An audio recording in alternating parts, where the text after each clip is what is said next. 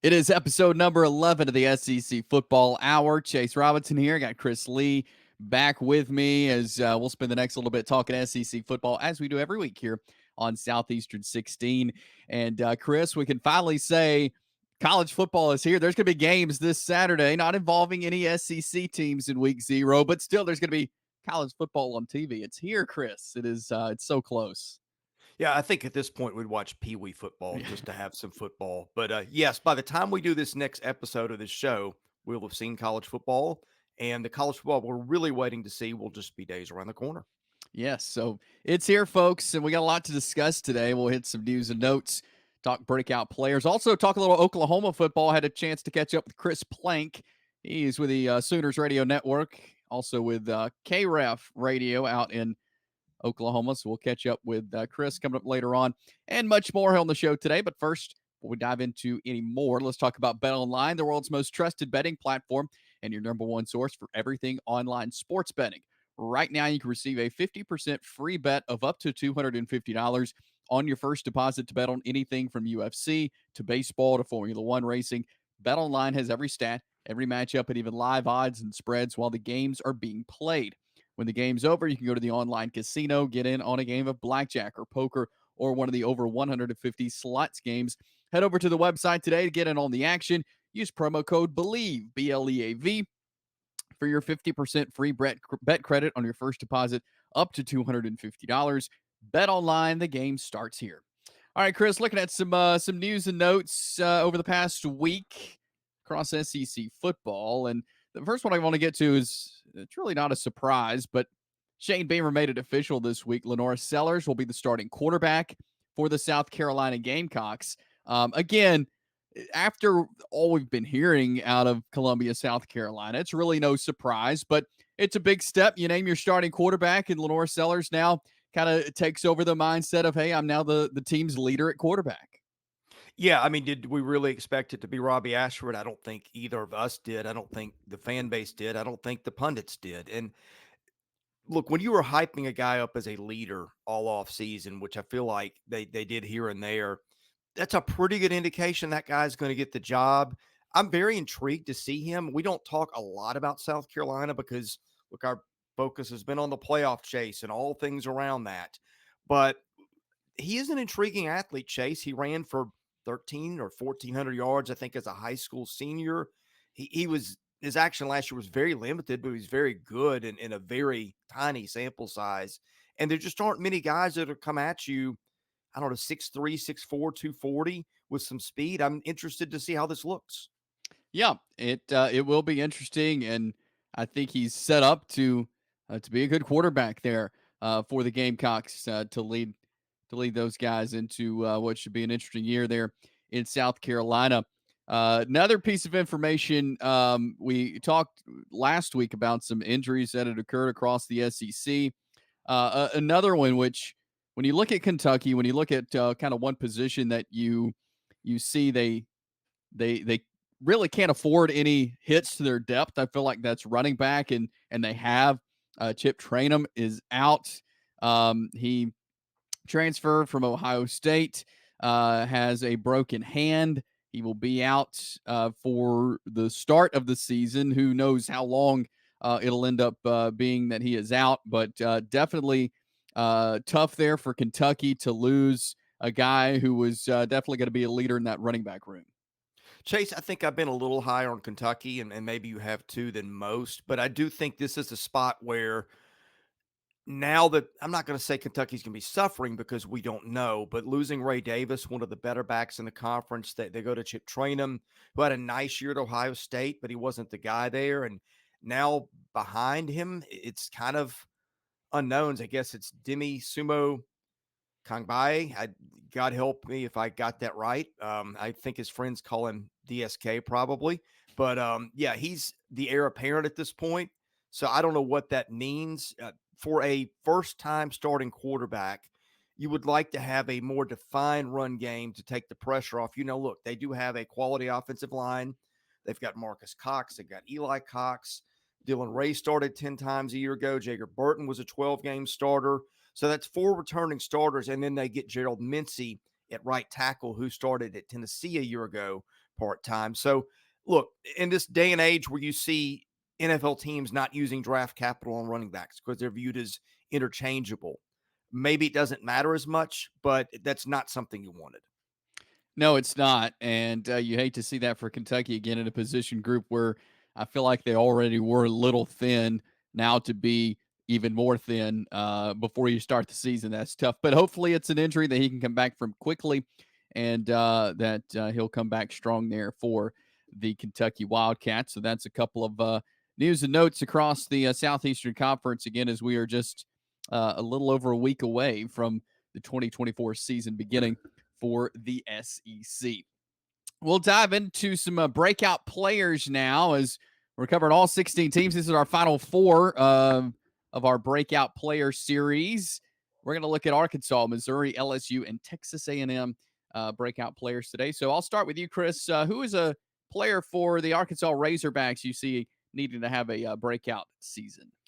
This might have been my easiest pick. I took Luke Haas, their fine tight end, who is a year ago was really good when he played. The problem was he got hurt, and I will pull up the numbers to make sure I'm right, but he played, what was it, 5 games a year ago and caught 253 yards of passes, almost 16 yards a catch, 3 scores. I don't even know when he got hurt, if he got hurt in the middle of that 5th game or when, but I mean, my goodness, that's incredible production for a freshman tight end. That is very rare. You don't see tight ends that produce at that level, much Yeah. less at freshman. And let's not forget that Arkansas offense last year wasn't exactly a well-oiled machine. So I like what he did a year ago. I think he is going to be one of the better tight ends in the league. And to me, I think of the 4 teams we took today, Chase, I think that was my easiest one. Yeah. And so I went I was trying to figure out what direction I wanted to go with this one. And there's a number of guys that came to my mind. But I went offensive line, and Mm. just as I was looking through the roster at what experience they have on the um along the offensive line, I came across Tennessee transfer at center, Addison Nichols. And he's a guy that he's played some games, no starts, but he's played either right guard or left guard. And so he's stepping kind of into a new position. A center is a very important piece on the football field. Obviously, they're snapping the ball. Tennessee, there's a lot of expectations on Nico Iamaleava, quarterback at Tennessee, and he wasn't able to, he was not his center, but you imagine that he worked with him in the offseason, but he's transferred to Arkansas now, and so I think I think he's got to have a breakout year for Arkansas this year. Um, being the center, being an important piece that he is, even with the lack of experience, I think he needs to have a big year this year, helping lead this offense. Bobby Petrino is a great offensive coordinator, and I know is working hard with these guys on the offensive line as well. But it's such an important position, and to not have much experience there, I think he needs to have a breakout year. I thought you were maybe going to say Keyshawn Blackstock as soon as you went offensive line.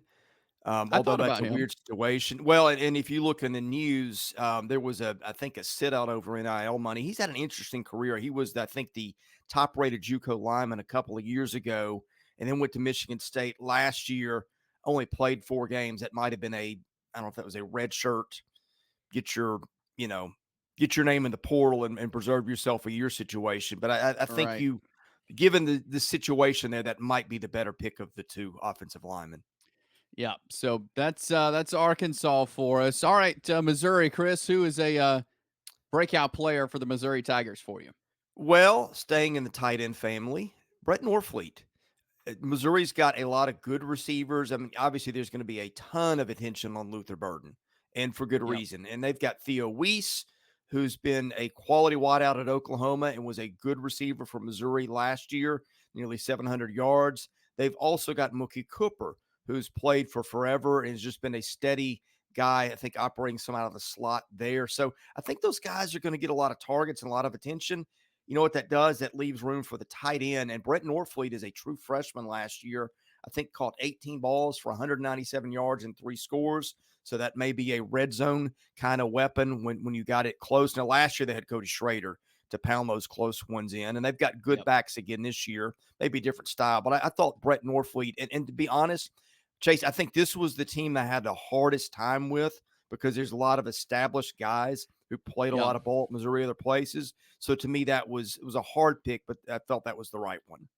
Yeah, this was a very, very hard pick, I feel like. And I went, and again, it took me a while on this one.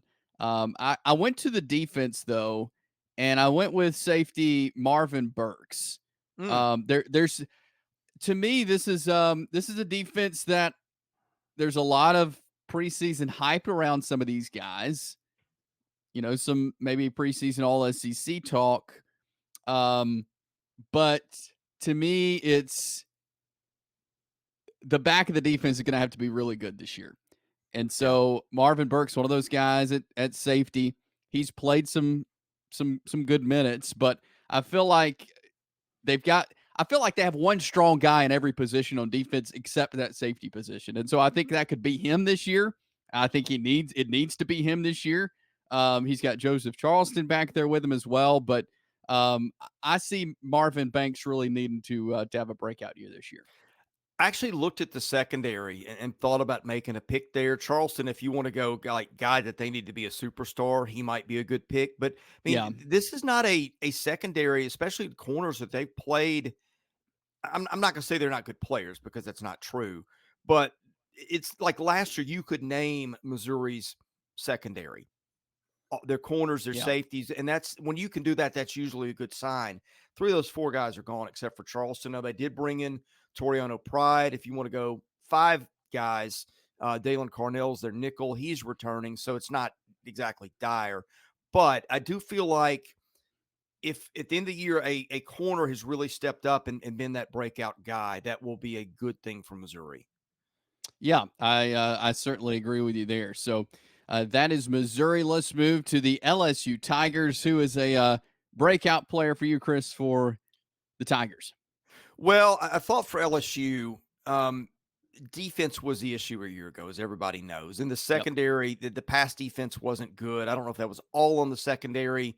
Some of it may have been on scheme. And now with a new coordinator, Blake Baker, hopefully they fix that. But Ashton Stamps has been one of the talks of their camp. He's their corner, thought to be their top corner. He's a sophomore. I feel like that is a natural pick. They need better play out of their defensive backfield. You've got some outstanding receivers in this league. We're going to get to those in just a minute. And you need an ace corner, and I feel like they need Ashton Stamps to be that guy. Yeah, certainly. Funny you say that, Chris. As I was looking through this yesterday, he's actually the first player I wrote down when I was looking through this. I ended up changing my mind and going with someone else, but I really did consider saying him as mine as well. I stayed on the defense, but I actually went with defensive tackle uh, Jalen Lee. Ah, Again, they need a big presence up front. He's played in some games, not many, but he does have some experience. Um, to me, they've got to again. It starts up front on defense. They struggled last year. Can they stop the run this year? They weren't able to last year, and it starts up front. So I'm going to go Jalen Lee, defensive tackle for LSU. yeah, I think I don't know if he and Gio Paez, the Wisconsin transfer, playing the same spot. I did kind of look at the defensive line. I think Paez is expected to be a starter, but they need several guys to step up and really give them something. And so I'm interested to see what that's going to look like. But I think both ours are pretty defensible picks. Yes, sure are. Our final team is the Aggies of Texas A&M. Chris, who do you have as a breakout player? Well, I didn't do this on purpose, and you're going to laugh. I went tight end again. Um, and and the Aggies were a tough one for me. I think other than Missouri might have been my toughest pick, but I think this was my next one. But I think in the offseason, a lot of us had kind of penciled in their tight end situation where who was it? Donovan Green, who's what I'm trying to think. They were getting Donovan Green back. He last played in 22, was hurt last year, and played well when he played. But I'm reading he's further down the depth chart. And a kid named Theo Orstrom, I think is how you pronounce it.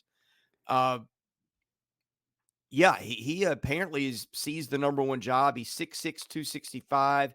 He played 12 games last year, did not accumulate any stats. And I can't remember where he's from. I think it's one of these Scandinavian countries. You don't get a lot of that in college football.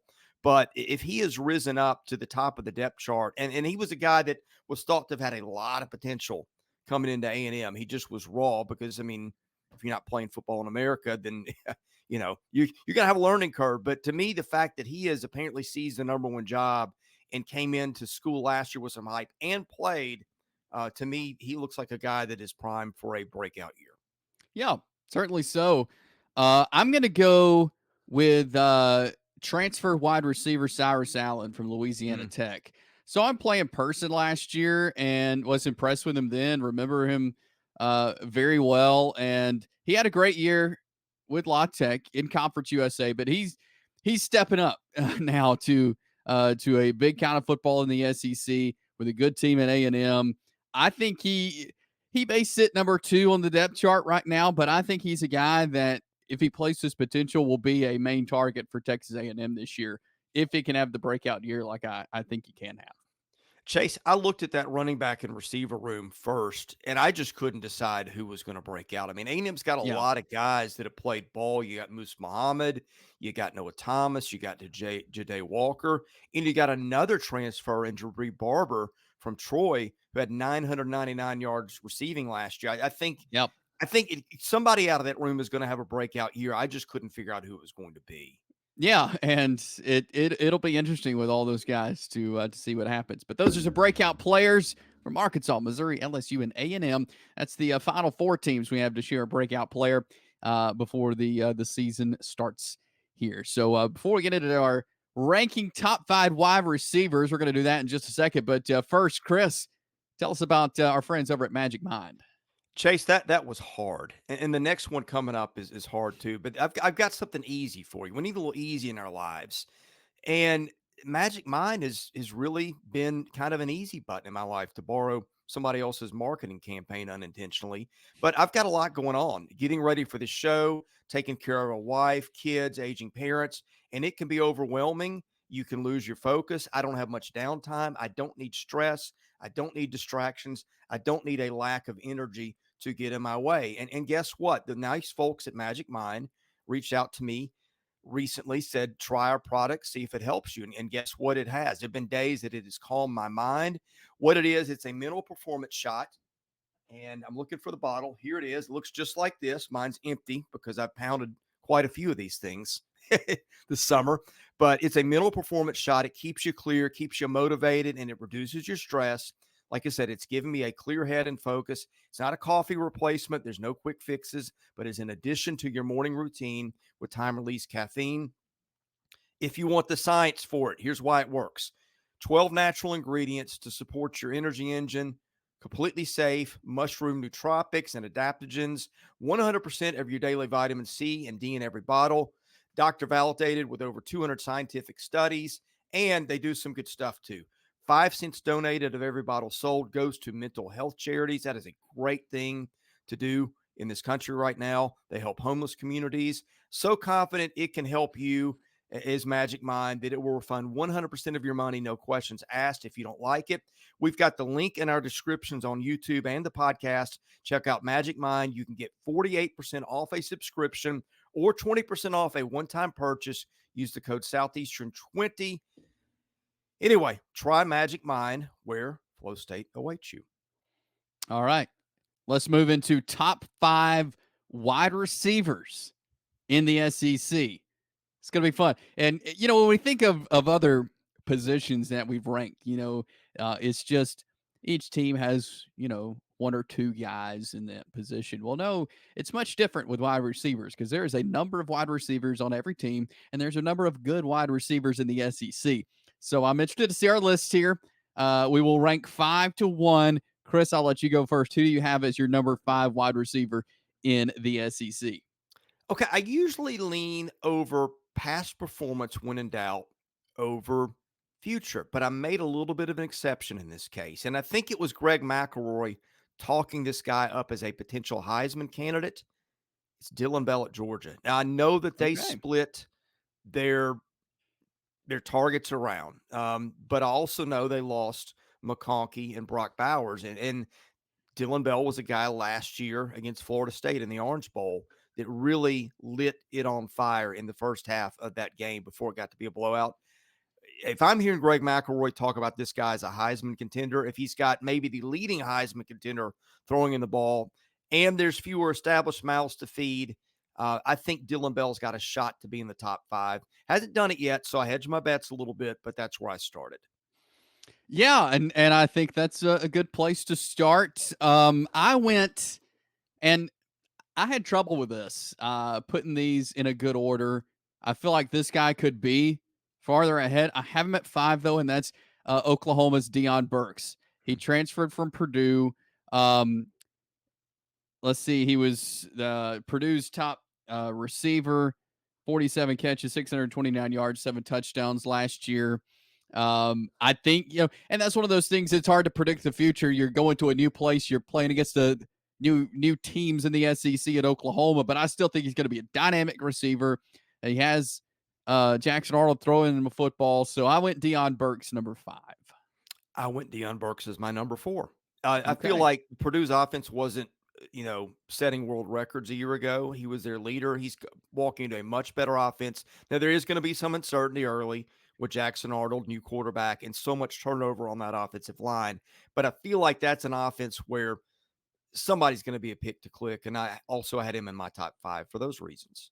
Yeah, for sure. So I went Isaiah Bond of Texas, Mm. number 4. He's the Alabama transfer.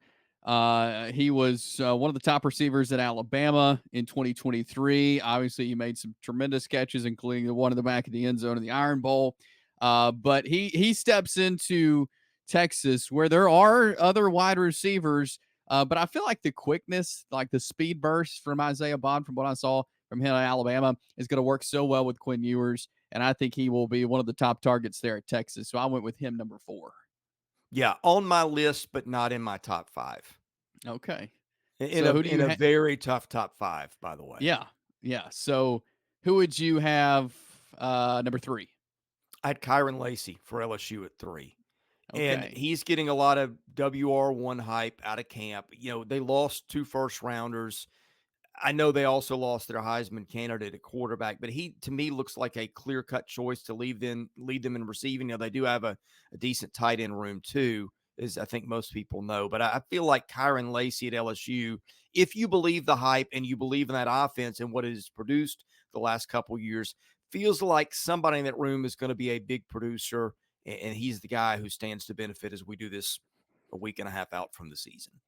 Yeah, I think that's a really good pick. He would have been in the top 10 in my list for sure. Didn't make the top 5. Number 3, I went with Jordan Watkins of Ole Miss. Ah, okay. He's in his 3rd season. He had a good career at Louisville there, and now is in Oxford. And I feel like, and Ole Miss has got a slew of receivers. Several could be on a list like this, but I feel like he is really good. He's going to be one of the better ones in the conference this year. But yeah, I really like him. And again, with a 3rd-year starting quarterback in Jackson Dart, I think Jordan Watkins will be fun to watch this year. Yeah, the minute you said that, my first thought was I probably should have given that more consideration because he was not in my top 5 and really not on that second list. And I think the way I thought through it a little bit is like if we're trying to project receiving leaders at the end of the year, what might it look like? And I don't know that that's fair because you can be a lesser player on a lesser team and by virtue of not having competition, move up the leaderboard. Jordan Watkins has got the opposite problem. They've got 3 standout wideouts plus an ace tight end in Caden Prescorn. We keep talking about Yeah. tight ends today. I think that we've Yeah. maybe slept on that as a storyline in this league. But yeah, I think that's a perfectly defensible pick and maybe one that I should have had in mind too. All right. So who do you have in number 2? I don't know about you, but I feel like the top two were pretty clear cut. I would be shocked if our top two were not the same. I went with Tre Harris at Ole Miss. He is the standout guy on the league's best wide receiving room, and to me that was an easy one. Oh yeah, I mean you last year averaged 18 plus yards. I mean that's dynamic, and he is. Yeah, I talk about Watkins and they got Juice Wells as well. Tre Harris is going to be their go-to guy. Their first pick when the ball's in the air is going to be Tre Harris. He is dynamic, and to me set up to have a really good year this year. But yeah, no surprise, Tre Harris 2, and I imagine Luther Burden is number 1 on your list from Missouri. Yeah, I was going to say, who do we have in the Luther Burden spot? That was we've had a lot of tough assignments, but I think, and I mean, it really you could have debated he and Harris, certainly, Yeah. but to me, I think most people, if you say best receiver in the country, I think a lot of people would go with Luther Burden. So that to me was not something I spent any time debating.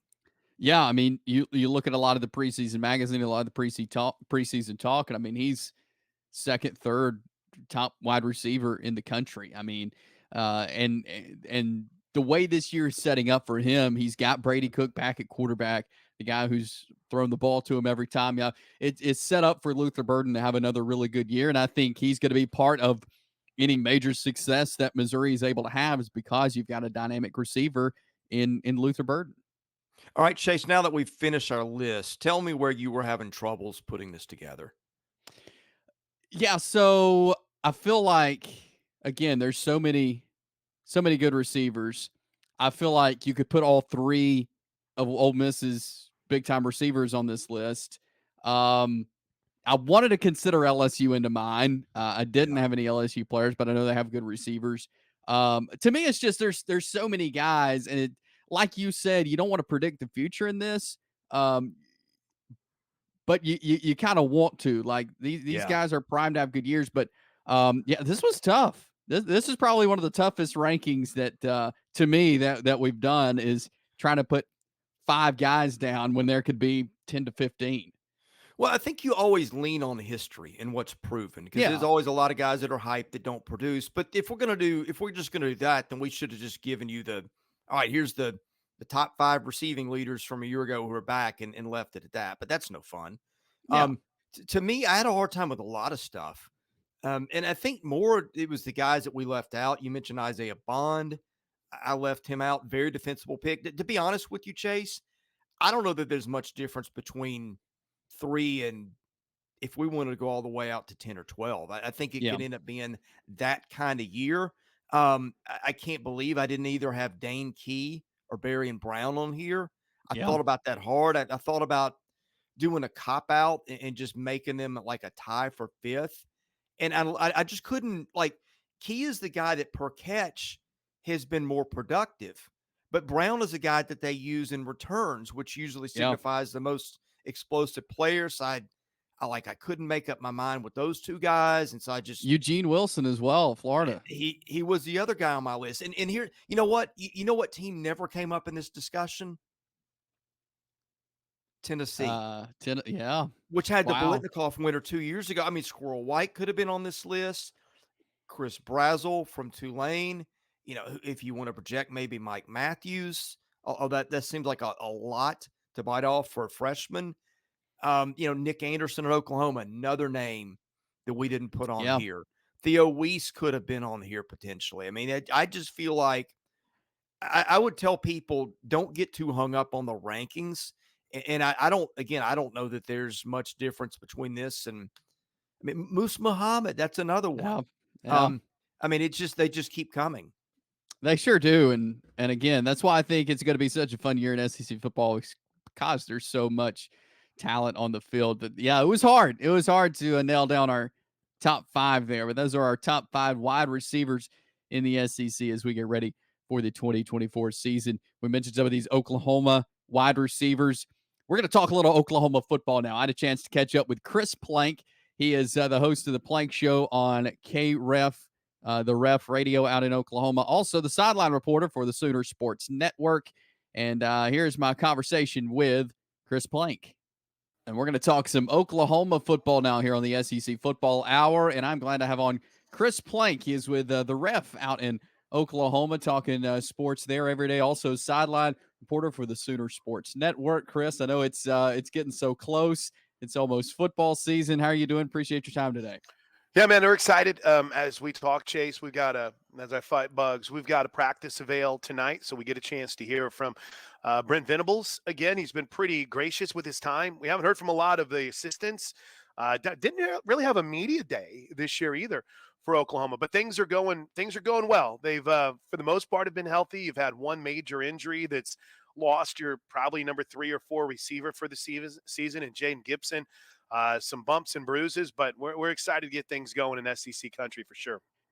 Yeah, it's scale of 1 to 10 from the fans. I know you're on the radio, so I'm sure you hear from fans a lot. Scale of 1 to 10, just excitement of SEC football, of the schedule that Oklahoma has. Oh, the schedule, -1. I mean, come on, dude. It could not be more difficult than what they gave us. But in reality, probably like an 11. I mean, I'm not kidding. Oklahoma for the longest time, and I think for its fans, I'm not trying to speak for them, but I think there was a lot of frustration about, just I hate to say mundane, but the nature of the Big 12 schedule to where it's like, okay, so we get Kansas State at home and Kansas. And there's nothing against those programs, great rivalries for Oklahoma throughout. Um, but now, that those ticket prices that you pay that are, pricey across college football, now you're getting Alabama and Tennessee, and you're getting the big boys that you've always considered yourself in that same conversation with and have proven to be worthy in that conversation. Now you get them on a more regular basis. Today, as we tape Chase, today Oklahoma announced its largest fundraising year ever. And so it's made fans feel some sort of way when it comes to giving to the program as well. It's more money than Oklahoma has ever raised, and they've elevated that fundraising number every single year they've been in the SEC. So that's Yeah. a big deal. So it's fired up boosters, it's fired up fans. It's exciting, man, and it's a seat at the table is what I say a lot. You now have a seat at the table week in and week out against the big boys of college football. And I want to get into the ins and outs of this team through the interview, but the first thing I want Sure. to ask is looking at Oklahoma football big picture heading into 2024. You've got SEC fans who have probably watched Oklahoma in the past, but they haven't kept up with them Sure. every week like they will now. What about this team should fans of the SEC watch for as Oklahoma now comes into their first year in the SEC? What stands out? What is it about this team? It's a team that's led by its defense, which is, so unique to say in the recent history of Oklahoma. When Bob Stoops brought the Sooners back to prominence, he did it with a different offense than many had seen, right? He brought in Mike Leach in '99, then Leach left to take Texas Tech and elevated Mangino and the Chuck Longs, and the list goes on and on. But the bottom line is they went with we're gonna throw it a lot. Bob Stoops did that because why? Well, he wanted to have an offense that was tough for him to defend against whenever he was at Florida. And it was wild because they put up big numbers, right? Josh Heupel was in a Heisman race, Jason White, Sam Bradford won. I mean, you look at all these incredible offenses, and then that carried over to Lincoln Riley. But at the core of what made those Stoops teams great, at the core of what made the Barry Switzer and Bud Wilkinson teams great was their defense. And that's something over the last, I don't know, 10 to 15 years, it kind of seemed like has eluded Oklahoma. The first bus in was definitely not the defense. This is a team that's going to be led by its defense. I know the numbers aren't going to wow anyone when you look back the last few years, but it's been part of a process that Brent Venables talked a lot about in year one that, hey, we're stripping it to the studs. We're rebuilding this thing. We're going to do what it takes to have a program that's not only going to compete in the SEC, but compete for championships. So, they got competitive in the transfer portal with, Dejon Terry a couple years ago out of Tennessee, who comes in a defensive tackle. Dominic Williams this last offseason was one of the top interior defensive linemen in the portal class. And then there's guys that have stuck around and have taken to the coaching. Danny Stutzman is a second-team All-American at backer. Billy Bowman is a second-team All-American at safety. You've recruited well with names like Kobe McKenzie and Kip Lewis that have shown out at linebacker. You've recruited well with names like Peyton Bowen in the secondary. So Chase, it's a long answer to a short, simple question. What can we expect? It's an Oklahoma team that, at least in the lead up to the season, and at least in what they have personnel wise, really, really good defensive football team, or at least the players that get what Brent Venables wants in his defense. And I know, sticking with the defense, Venables, the defensive guy. I mean, so many great teams Yeah. at Clemson. He was coordinator there, and a lot of folks remember him for that. He goes out, brings up Zach Alley. I know Zach. I'm close to the Jacksonville State You could football be a body programs. double for Zach. You could be Zach Alley. Put a hat on and you can. But I think he's shaved, so you might have to lose the goatee. But Chase, you could be a body Yeah. double for Zach Alley. But I really like him. I mean, he's Yeah. such an energetic guy. He's a young guy, defensive coach. He's worked with Allie when he was at Clemson. What is it about this defense that's going to change with the new coordinators? You got the co-coordinators. Is there going to be a change from what I we've don't seen in know. Oklahoma defense? It's kind of wild because not only were there defensive, you know, mindsets that have been installed from day one of Brent Venables, but he had Ted Roof here, and Ted was a defensive coordinator, but you got the sense on game day that it was still Brent Venables calling things. Now, uh, in the nuts and bolts of it, I don't know like what percentage Brent was still calling or what percentage Ted Roof called, but you get the sense with the hiring of Zach Alley, like a Brent Venables Jr., that this is somebody that has been with Brent essentially from the day one of his coaching career, right? And then he went off, like you mentioned, had success at Monroe and Jacksonville. You know, he has been like a Brent Jr. I think I'm going to mention that a lot talking about Zach Alley. So you say what's different? Well, we'll see. I mean, there has been a lot of like clandestine, secretive kind of feelings about what the offense and even what the defensive play calling is going to look like, right? Is Brent Venables truly going to give up that golden goose, if you will? Is he going to say, all right, Zach Alley, you're calling the plays, and not just for a series or two, you're the guy? I don't know. I think there's a lot of confidence in him. I believe that's going to be the case. We're all about to find out, or will we? You know, here I am 2 years in, and I still don't know how much of the defense Ted Roof actually called, who's now at UCF. But it's interesting because you ask how different will the defense be? Well, I think it's going to be very similar. The bigger question to me on difference is the offense, right? You bring it, you elevate. They elevated Seth Luttrell, who came in after, you know, his stint at North Texas, excuse me, and he was a quality control essentially assistant coach last year. Jeff Lebby leaves to take Mississippi State. You've got a good kind of path of quarterbacks with Jackson Arnold. You brought in Michael Hawkins. Kevin Sperry's been committed for a couple of years now. So you wanted to maintain that familiarity, I think, within the staff. So they elevated Seth, and they elevated Joe John Finley. So you have co-offensive coordinators, but Seth Luttrell comes from the air raid. Oklahoma doesn't run the air raid. They're a hurry-up, no-huddle offense under Jeff Lebby, essentially. So, to me, those two big questions are, all right, is this a defense that's going to be called by Zach Alley, right? And then offensively, how different, if at all, will it be? First-year coordinators, first-year quarterback. Is it going to be a whole new world offensively, or is it going to be with a couple of tune-ups? They've been it's been hard to get an answer out of just about anyone on that. As far as quarterback goes, Jackson Arnold, what is it? Have you been hearing? I don't know if you guys have been able to see practice much, but what are they liking right now in fall camp about Arnold? Yeah, good question. First, let me address the access. Not much, right? They'll give you about a 20-minute window to watch practice, and then Coach Venables has done a weekly meeting with the media, and for one night you get players. They'll do it a couple of nights, but it's wild because Michael Hawkins is wowed, you know, because he's athletic and he runs around. And one of the videos they posted was him running around making a play. And, you know, some of the practice reports from their scrimmage last Saturday, 2 Saturdays ago, Jackson Arnold threw a couple picks. So everybody was panicking. It's like, oh my gosh. Well, Michael Hawkins is awesome because I saw this one video. But and I think it was there was one reporter, and I think it was there was no truth to it, but said, I hear that Michael Hawkins is pushing Jackson Arnold for the job. It's not true. Michael Hawkins is going to be a really good quarterback at Oklahoma, and I hope he's here for years. Jackson Arnold has the potential to be a really good quarterback for Oklahoma. His time is now. Michael Hawkins is in the future. It had been a bit of a rough camp for Jackson Arnold based on the reports, But there's been no panic, right? Coach Venables, I think, is in every meeting that he's had with the media and everything that he said has been open. And listen, this kid is doing what we want him to do in leadership. He stepped up. He's taken over that role. And I think that's a big deal for a first-year starter.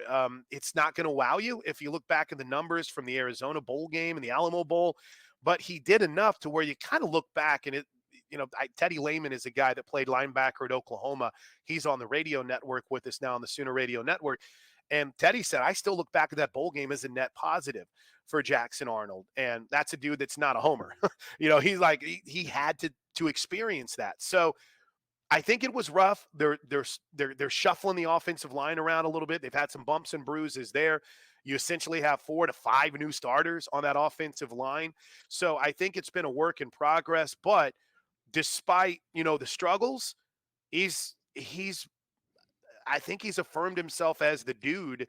And now let's see what happens on game day. Let's see what happens whenever he's got a game plan in place. And let's see what happens whenever they're scouted against and they've scouted against them. I'm excited about his potential. And I think he's got a chance to be special. The thing that's wild, Chase, he's a dual threat quarterback. Right. I think a lot of people look at him and see his size and think, oh, yeah, pocket passer. No, he's a true dual threat quarterback. I mean, Jeff Lebby made that clear from day one when he signed him. So I'm fascinated and intrigued to see what that quarterback run game is going to look like this year, too. Yeah. And the guys around him, I mean, he's got several receivers back from last year, Gavin Sawchuk, and then you bring in Deion Burks out of the transfer portal. But it feels like that has to be more comfortable for Arnold having so many guys back that he's familiar with from last year. Right. And it's kind of wild because one of the dudes that we talked about, and I do this every single year, I fall, Chase, for Randy Moss builds, right? And OU has 2 of them, and Nic Anderson and Jaden Gibson. And Jaden Gibson, since he came here 3 years ago, has been the guy where it's like, all right, this is the season. 2 years ago. Didn't really happen his freshman year. Last year, broke out a little bit. This year, great offseason. We did a player roundtable last Saturday. He was one of the guys they brought in. Well, I'm like, oh, look, Jaden Gibson is here. And then he gets hurt. And then he's out for the season in practice. So it's wild because in years past, if you were to lose, even last year, if you were to lose a second or third receiver, I think there would be panic in these streets. But they do have a lot of depth there. You brought up Deion Burks, the guy they brought in from Purdue. Nic Anderson was a freshman All-American last season. They've got young guys that have caught coaches' eyes, like Jaquez Pedway, who has been here for a couple of years, and you keep waiting for him to have that opportunity. Some of the new guys. And then 2 returners, Jalil Farouk, who's been a little dinged up, but he brings experience. And there's a guy named J.J. Hester, whom we've kind of been waiting for, but in the previous 2 seasons that the Missouri transfer has been here, he's been hurt. So you've got a lot of potential in there. But I'll tell you what, that you mentioned Gavin Sawchuk. I think that's a heck of a battle in the backfield right now. I think he's your guy, but I think the young guys have been pushing him. I think Khalil Hicks has had a really Hicks in the backfield has had a really Marcus Hicks, has had a really good camp. The freshman Xavier Robinson, who has been talked about a lot, right? You got a couple guys that went to practice the other day, and they're like, my gosh, this dude might play if depth becomes an issue. And then Javante Barnes, another running back that you've been waiting for year in and year out to truly get going, and he was hurt most of last year. So to me, that depth at running back and that depth at receiver gives you a little bit of, all right, so he's got the weapons around him. But the other thing is tight end, right? It was just besieged by injury last year. It was Joe John Finley, who coaches the tight end, said he'd never seen anything like it with the amount of injuries they had. They go and they get Bauer Sharp out of Southeast Louisiana out of the portal. He might have been the best player in fall camp and in the spring. And he looks like he can be a difference maker. You bring in Jake Roberts because there was a lot of too tight, right, that they used under Jeff Lebby. So there's weapons there. You just got to protect Jackson Arnold and make sure you can find those guys because they have a chance to be big-time playmakers. And I know we mentioned the schedule at the beginning of this, but oh my gosh. It's tough. I mean, you look up and down, of course, you got Tennessee, trip to Auburn, Texas, South Carolina, Ole Miss, Missouri, Alabama, LSU. Those are the conference games. I mean, you look at other schedules in the SEC and you think, wow, how did they get that? But it's tough. It's tough for Oklahoma first year in the SEC, but I feel like these are games that are must watch TV with Oklahoma on the field. Well, this is what you wanted. This is what everyone wanted whenever conference realignment really kicked into high gear. I do a lot of work on SiriusXM. I get a chance to work with Ben Hartsock a lot. And he said, we want bangers, right? We want big time matchups. And you're getting them week in and week out, not just for Oklahoma, but for all college football fans. It is, Chase, I haven't really dug into the numbers. So this is a little bit like ready, shoot, aim. But to me, when I just look, this is the hardest schedule Oklahoma has ever had. Like this is heading into the preseason, the most difficult schedule that they have ever had. And it's funny because one of the jokes that everyone likes to make is, hey man, all we wanted to do was play Nebraska at night. Because a lot of people look back and they kind of think that what really triggered this move into high gear was that when Oklahoma and Nebraska played on the anniversary of the game of the century, Fox put it on an 11 a.m. kick, and they blamed the Big 12 for that. Well, listen, this move was in motion well before that. But it is, dude, it's brutal. But, I look at that Tennessee game, and I don't know how much you guys have talked about this, Chase, on your pod, but that is truly that big swing game. If both Tennessee and Oklahoma go into that undefeated, it's probably likely going to be, I think it's either afternoon or prime time is the two windows. It's probably going to be a prime time game. And I mean, Nico versus Jackson, Josh Heupel back home, you win that game, and suddenly if you're Oklahoma, you're feeling some kind of way about the things you can do. But guess what? You got to turn around and go to Auburn, and then you got to play Texas. And it's not like you can plant a flag just by beating Tennessee. But from an expectation perspective, I feel like for both of those teams, that is the game right now, looking ahead to 2024. With all the talk of Texas and Oklahoma entering the SEC, I feel like, and we've talked about on the show, you see so much more talk on Texas coming in. Oh yeah, and a lot of that because they apparently they dominated the Big 12, Chase. Apparently they were the greatest team ever in the Big 12. And so I was going to ask, like, from you guys' perspective in Oklahoma, is this a team that you see kind of flying under the radar? I mean, they were preseason 16 last week, so they're top 25. But do you see Oklahoma kind of flying under the radar because they're not getting as much attention as the other team entering the SEC? Yeah, and it's funny because I feel like the top 10 has a lot to do with either returning quarterbacks or a big-time transfer quarterback that people are high on. Georgia's one, Carson Beck's back. Texas is 2 in the SEC. Quinn Ewers is back. I don't think people have really dug into everything Texas lost. I really don't. I mean, look at I've said this on my show today. Go look at the Wikipedia page for Texas draft picks. Okay, year in and year out, it's kind of a couple players here and there. Last year, it's credit Sark. He developed these dudes where there's like 12 dudes that are on there, and while they might not have all been first round picks, they were all difference makers for this team. And I feel like, and listen, I'm not saying Oklahoma should be higher. I'm just saying Texas lost a lot. You guys are putting a lot on Quinn Ewers being back at quarterback, or I guess now, even if he doesn't do all that well, Arch Manning is there to slide in. So I think it's frustrating for Oklahoma fans because they have dominated the series. It's just, you go back over the last 20 years, Oklahoma has had the leg up on Texas. Texas has a national title in that run, though. The Vince Young year, amazing, great football team, but they haven't been able to follow it up until last year. And they made the playoffs, and they had a chance to win over Washington. So I think a little recency bias, and they did beat Oklahoma 49-0 2 years ago, but Oklahoma turned around and won this past season. So I just, it's kind of wild to me, but it happened every year when they were in the Big 12. I was shocked to see it carry over to the SEC, but this Texas offseason hype train is always out of control, man. Always, even if they don't have a returning starting quarterback. And Oklahoma has, typically been the team that's a little bit under the radar, especially after what happened 3 seasons ago. So I'm fine with it. I love it for my show. I love it for content like this, Chase, because it's fun to debate and talk about. But Oklahoma's not coming into the SEC expecting to just be like a runner-up or riding the coattails of Texas. Oklahoma's coming into the SEC with the expectations that they're going to compete for conference and national championships, and I think that's how everyone should look at their lot in life. So it'll be interesting, right? Because they very much have slid under the radar. And last year, whenever the hype train kind of picked up for Oklahoma, things went south, right? They beat Texas, and then they ended up getting – Danny Stutzman got hurt. They lost to Kansas. They lost to Oklahoma State. have they learned how to handle success better if indeed that's the case this season? Well, we will find out very soon. Chris Plank, you can hear him on the Ref out in Oklahoma, also on the Sooner Sports Network. Chris, really appreciate you coming on, talking some Yeah. Oklahoma football. We'll have to do it again soon, but thanks.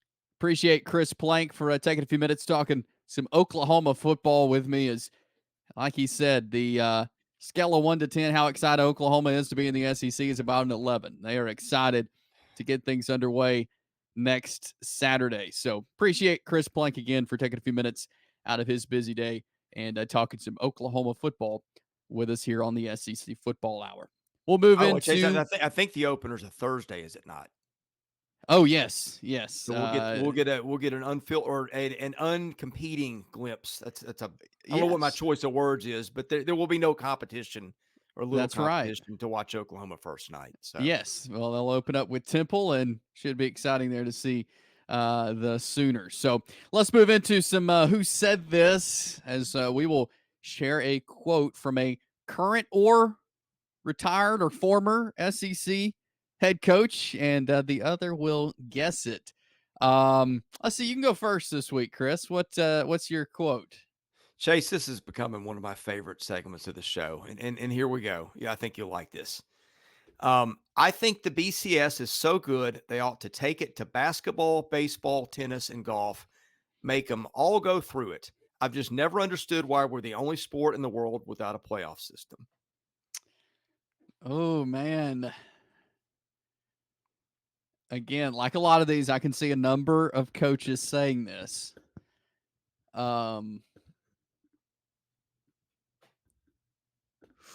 That's tough. So it was a coach back in the BCS era, I'm guessing. Um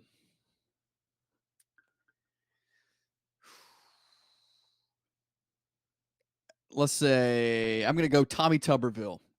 No, I head faked you on this. I gave you Steve Spurrier for a second week in a row. Wow. And So you I know, apologize a little bit for that, but no, and yeah, that makes sense. I could see him saying that. Not a lot of coaches I feel like are bold enough to just come out and say something like that. But Spurrier, that was a good one.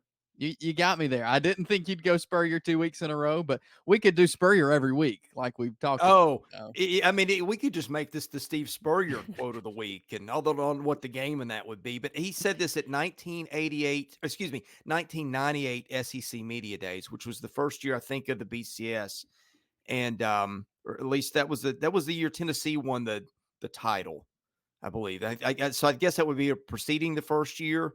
yeah, But anyway, right in that neighborhood, and I mean, look, here's one thing I liked about that quote.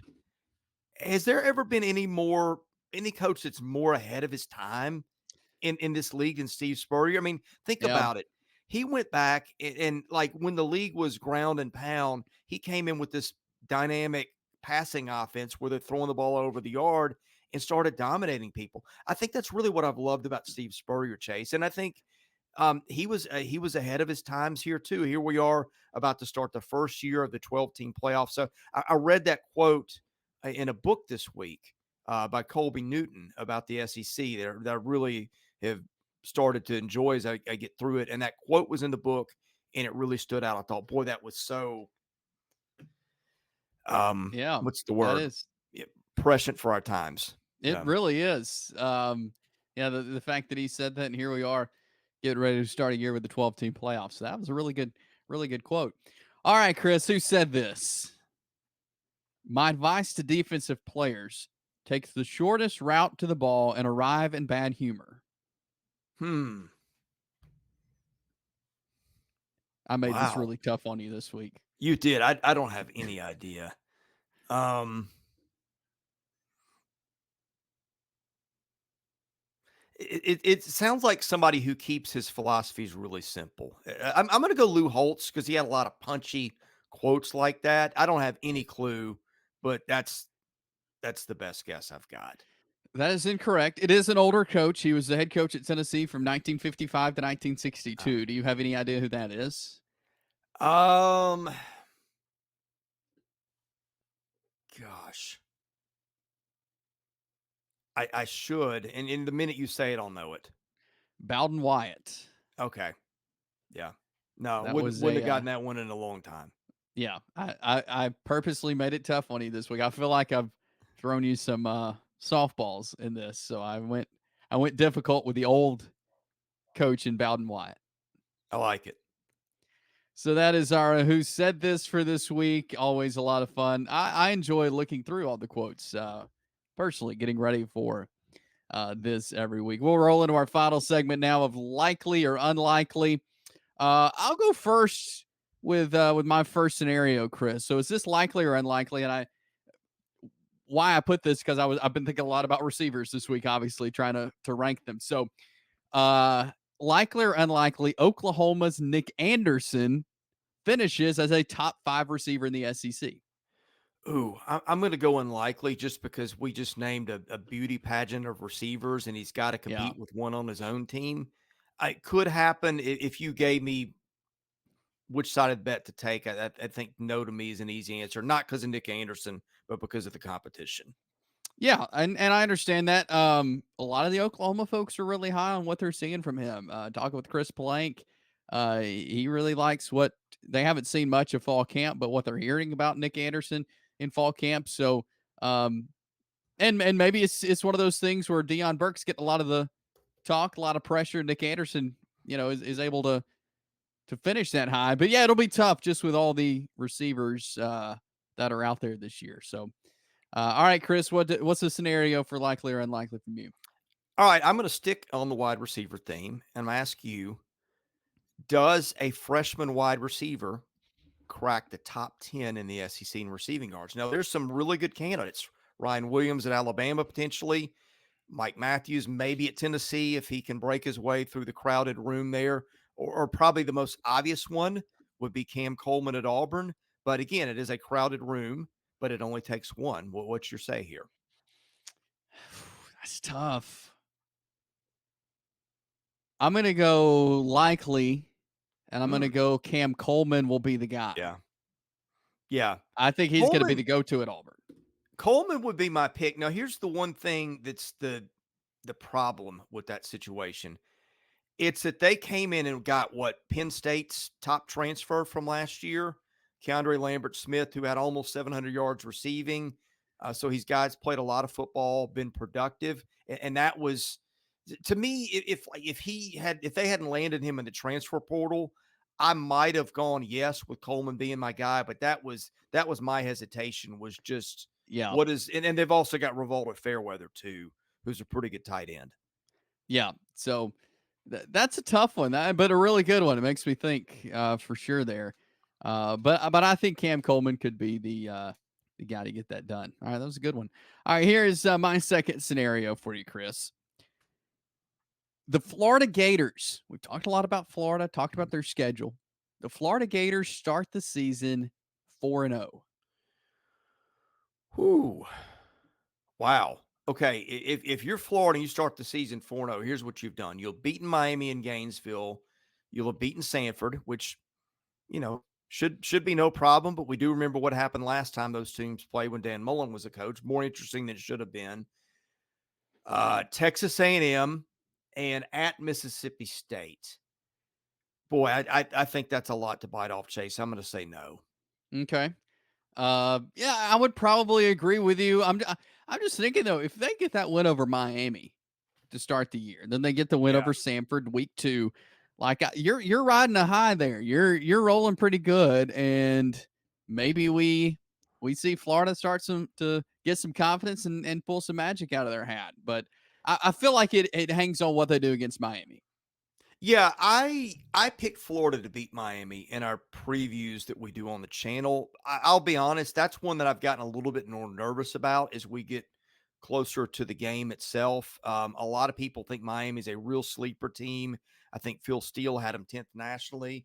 I'm looking at this little composite poll that I put together with power rankings. A&M is 14th nationally. Now, both those games are in Gainesville, and that helps. And I do think they go to Mississippi State and get that one. But even then, that's Jeff Levy's got 3 games. Kind of tune-up games before that. Although Arizona State will be probably close to a pick 'em on the road. That's one I think I'd like to have earlier. if I'm Florida, but I don't know. I could see them even going 3-1, but 4-0 seems like a lot to bite off. Yeah, it is, and it'll take a lot, but maybe it's possible for the Gators. All right. So, what is your final likely or unlikely scenario? Okay, man, these are getting hard to come up with because we've They been are. through so many. And thank God the season's almost here. But I got one we hadn't discussed, and I really like this. Is of all the ones I've come up, this is one of my favorites, and I think it's going to take you a while to unpack it because it would me too. All right, Chase, do more than 6 SEC teams have at least 10 wins at the end of the season? That includes playoffs. That includes bowls. You said 6? I said more than 6. More than 6. Yeah. Oh man. And I'll give you, I mean, because like we've got 9 teams that we've said, I think I could see this team going to the playoffs if everything breaks right. And you got a hosted teams behind them. Kentucky would think is good. You've been big on Auburn, partly because of that schedule. So 6 to me feels like maybe you're over under. I don't know. You tell me. Let's see. Georgia. Yep. Ole Miss. Yep. Texas. I think. Yeah. I do Alabama. Too schedule. Yeah. I mean, if Missouri is to make the playoffs, they've got to. I'm going to say Missouri. Let me look at LSU's schedule here. LSU's schedule is, I think, one of the more favorable ones among the I think so contenders. too. Let's see. Not easy, but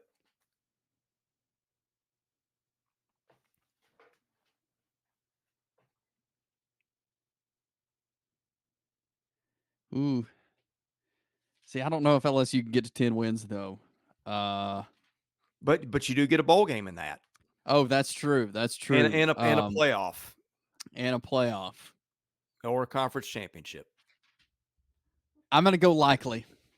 Okay. Let's see. The other teams we didn't unpack here. Tennessee would I be think in Tennessee that discussion. can.